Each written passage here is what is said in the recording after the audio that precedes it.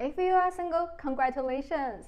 You may have a chance to achieve something big, like Greek philosopher Plato, the Renaissance pioneer Leonardo da Vinci, Italian astronomer Galileo Galilei, English mathematician Isaac Newton, Polish pianist Frederick Chopin, British inventor Alfred Nobel, American inventor Nikola Tesla, Dutch painter Vincent van Gogh.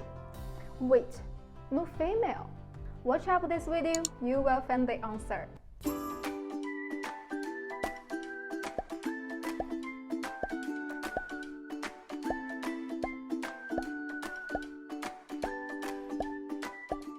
Today, going solo or being single has become a very popular life choice for many people around the world.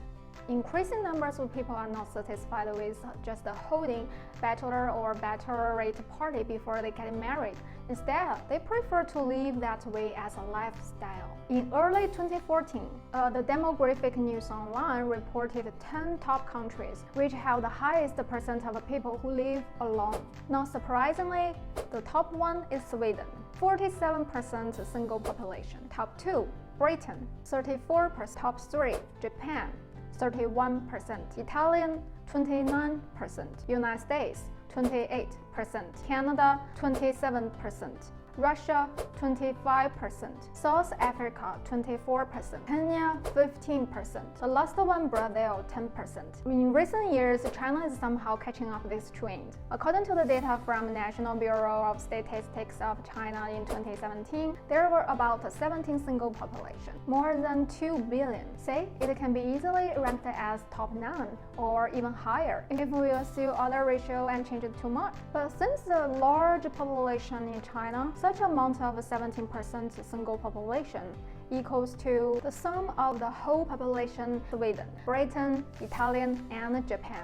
And in big cities such as Beijing and Shanghai, the single economy has surged in the last 3 years. What you can think of for serving for large or nuclear families before, now they have become smaller. In many hot pot restaurants, solo eating tables has been much more popular than ever before. The electronic applications such as a fridge has become smaller size to cater to the need of a single family. Instead of raising children, the single now prefer to raise pets such as cats or dogs to be their life partners. So pet economy and pet ownership in big cities has grown. So why going solo so popular globally?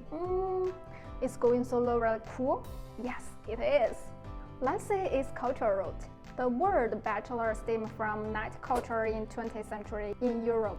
Until the late 19th century, the term bachelor had acquired to the general sense a married man. A feminine equivalent to bachelor girl was coined in the mid-1930s. The American English replaced it as bachelorette. Very soon, officially after World War II, people have replaced it as the gender-neutral term single. If we look through humans' modern history, in the last half a century after World War II, going solo as a lifestyle has evolved from a passive lifestyle to a positive one. In the book Going Solo, the professor Eric Killenberg, in the United States in the 1950s, the single only took up 22% of American adult population, and they basically live in the western and barren areas. However, in 21st century, about 50% and roughly even 1 in 7 adults' lives alone. Particularly in big cities, the female counted for the majority. Adults living alone make up a larger percent of United States households than the nuclear family, creating the most significant demographic shift since the baby boom. In other countries, well, remember the global rank we just mentioned before? In many ways, they are similar. If you are single, congratulations! You may have the chance to invest your lifetime and energy to achieve something big, like Greek philosopher Plato, the Renaissance pioneer Leonardo da Vinci, Italian astronomer Galileo Galilei, English mathematician Isaac Newton, Polish pianist Frederick Chopin, Swedish inventor Alfred Nobel, American inventor Nikola Tesla, Dutch painter Vincent van Gogh. And a female? No worries.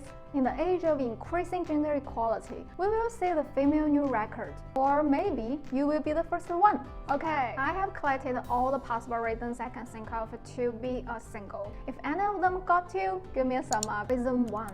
If you don't have a better half, probably there are 3 states you are in. You might be too lazy to find someone. I prefer to stay at home. Or your expectation is unmatchable to what you have found, including your condition is too low, or your expectation is too high, or you may stuck with traumatic effect after the last breakup. Reason 2. You found the cost in a relationship is too high. Here, I didn't mean the cost during your date in a restaurant or movie theater. I mean in a relationship, what you invested your energy, time, money, and your true heart in return to get back a jerk who hurt your feelings and breaks your heart during the marriage, the same. So for many, realistically, they prefer to being single rather than to seek for the insecure relationship. Reason 3.